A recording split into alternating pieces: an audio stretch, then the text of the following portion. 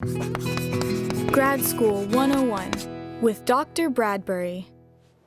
Hi, welcome back to Grad School 101. In today's episode, we're going to continue our series on the parts of your graduate school application.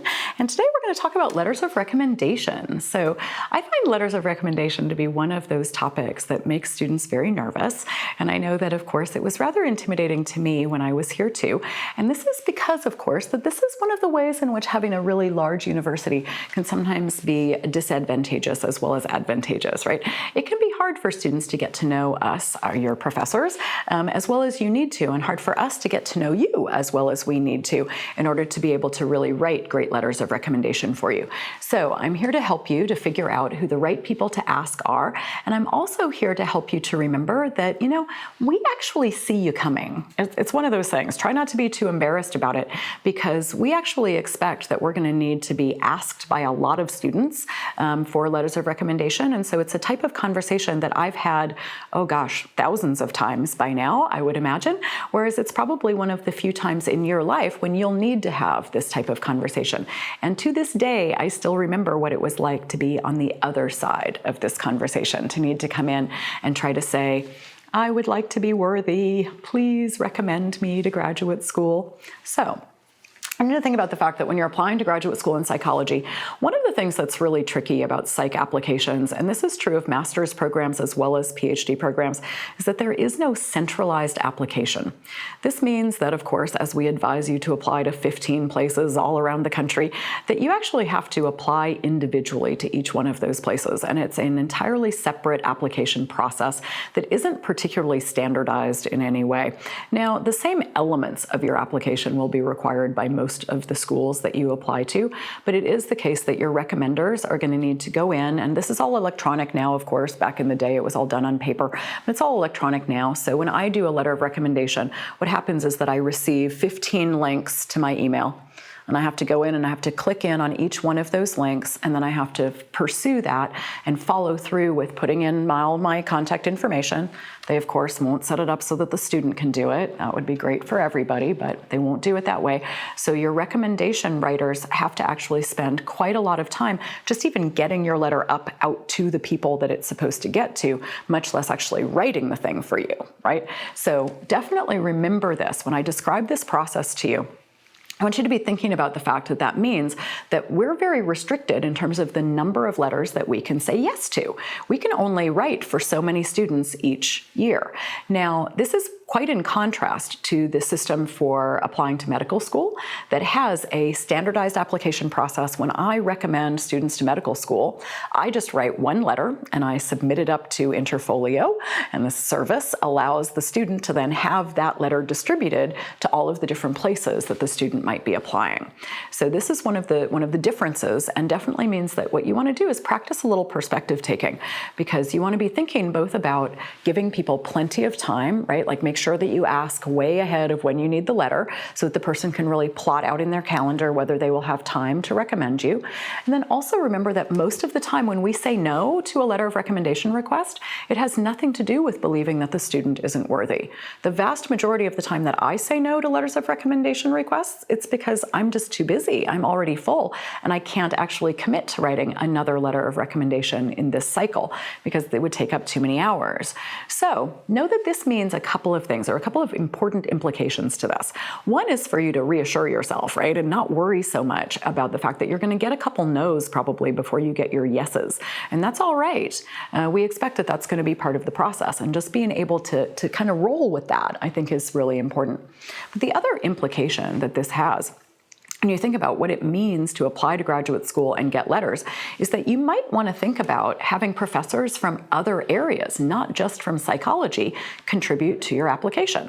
So when I was applying, for example, you needed 4 letters back in the day. They only have 3 spots for it now. You can't really send a 4th backup letter in any way. But when I was applying to graduate school, you could use 4 letters, and I used 3 psychology professors were generous enough to recommend me. And then the 4th was actually an English professor, because that was my minor minor.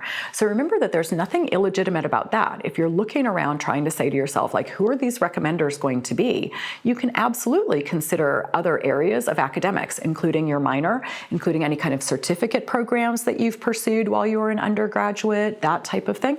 Any of those things allow for a possibly appropriate letter. The only kinds of inappropriate letters that we're like, do not include these kinds of recommendation letters, are people who know you from completely other contexts other than your academic world and your academic life. So that academic life is what's going to translate over time into your professional life. Your academic life will become your professional life. And in fact, you want all of your recommenders to be people who know the professional you, who know you as an academic person. And that means that, of course, like not your mom's friend that you babysat for their kids for years, right? That kind of thing.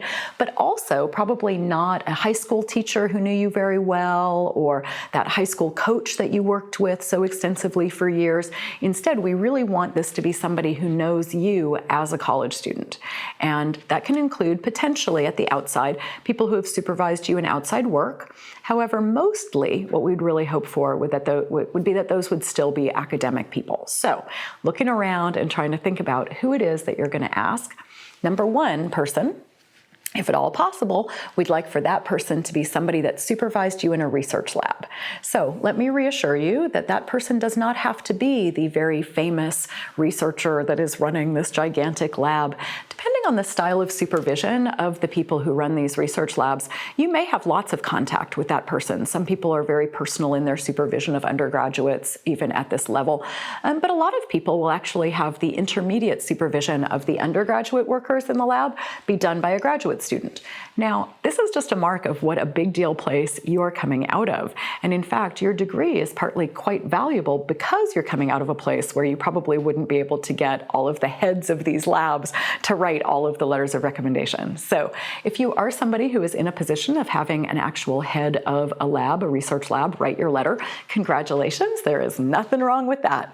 However, if you're somebody who's saying, well, but wait, it's the graduate student who's been supervising me, and like she works in that person's lab, but she's not like the famous psychologist herself, take heart and do not worry. That is completely acceptable also, and is quite typical, in fact, of where letters come from. So at least one of your letters, you want to come out of some type of research experience that you've had, if at all possible, including, of course, volunteering in people's research labs. The other two letters can absolutely come from somewhat lesser contacts, right? People that would be people that you did a great job in a class or two with them.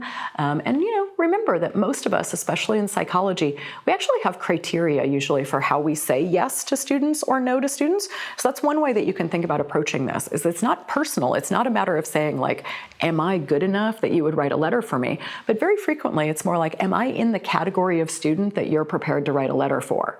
So in my world, for example, I have hundreds and hundreds of students. Usually the students who end up being recommended by me are students who have volunteered in my clinical practice. They've been interns in my clinical practice in addition to taking a couple of upper division classes with me. And so usually if you haven't had a couple of upper division classes and you haven't volunteered in my research practice, that's a Freudian slip, in my clinical practice, probably it's the case that I wouldn't have you on my list of students to recommend. Not because you're not fantastic, but because that's what's taking up all of my slots, right? So that's the other thing that you can do, is you can actually find out from professors sort of what their criteria are. What is it that I would need to do in order to be considered eligible for a letter of recommendation to graduate school from you? And usually that'll kind of depersonalize it a little bit, right? And kind of take it off of the evaluation of you as an individual and more onto the category of like, what is the level of closeness that I have in this system to this particular person? All right, letters of recommendation, it's just one step on the staircase. There are a lot of different steps. And remember that the more you can take it just step by step, approach each bit in turn, the less overwhelming it will all be. I know you can do it. I did it. You can too. This has been Dr. B with another edition of Grad School 101.